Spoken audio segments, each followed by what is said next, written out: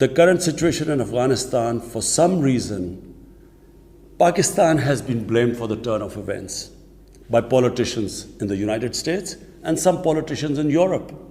From this platform, I want them all to know the country that suffered the most, apart from Afghanistan, was Pakistan. When we joined the US war on terror after 9/11, 80,000 Pakistanis died.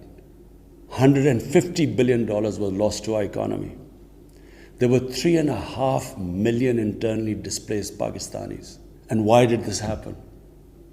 In the 80s, Pakistan was a frontline state in fighting against the occupation of Afghanistan. Pakistan and the United States trained mujahideen groups to fight for the liberation of Afghanistan. Amongst those mujahideen groups were Al-Qaeda, were various groups from all over the world. They were mujahideen, Afghan mujahideen. These were considered heroes. President Ronald Reagan invited them to White House in 1983. And according to news items, he compared them to the founding fathers of the United States. They were heroes. Come 1989, the Soviets leave. So do the Americans. Abandon Afghanistan.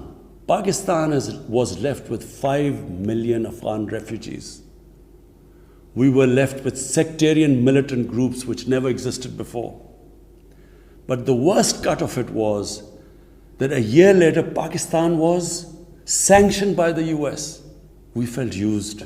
Fast forward 9/11, Pakistan is needed again by the US because now their US-led coalition is now invading Afghanistan, and it could not happen without Pakistan providing all the logistical support. What happened after that? The same mujahideen that we had trained that fighting foreign occupation was a sacred duty, a holy war, a jihad, they turned against us. We were called collaborators. They declared jihad on us. Then all along the tribal belt bordering Afghanistan, the Pakistan semi-autonomous tribal belt, where no Pakistan army had been since our independence, they had strong sympathies with the Taliban, Afghan Taliban, not because of their religious ideology, but because of Pashtun nationalism, which is very strong.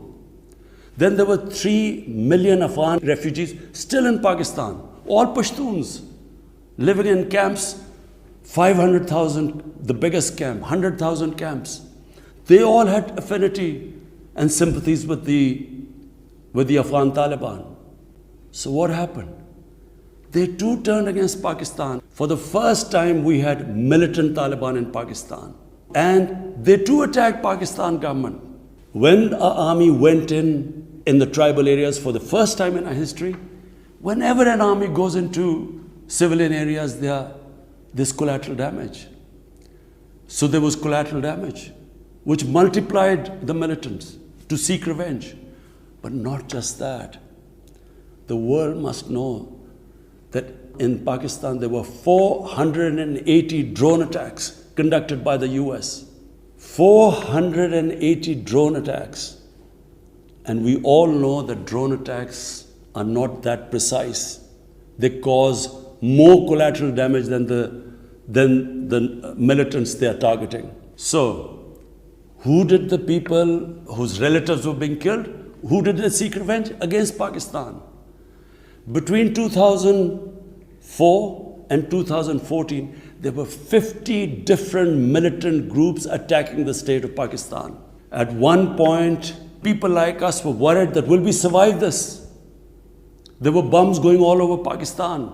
Our capital was like a fortress. Had it not been for one of the most disciplined army in the world and one of the best intelligence agencies in the world, I think Pakistan would have gone down.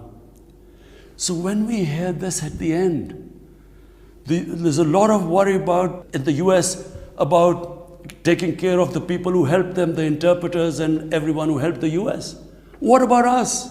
The only reason we suffered so much was because we became an ally of the US, of the coalition in the war against Afghanistan. where there were attacks being conducted from Afghan soil into Pakistan. At least there should have been a word of appreciation. But rather than appreciation, imagine how we feel when we are blamed for the turn of events in Afghanistan. After 2006, it became apparent to everyone who understood Afghanistan's history that there would be no military solution in Afghanistan. I went to the US, I spoke to think tanks, I met at the time Senator Biden, Senator John Kerry, Senator Harry Reid. I tried to explain to them that there would not be any military solution and political settlement was the way to go forward.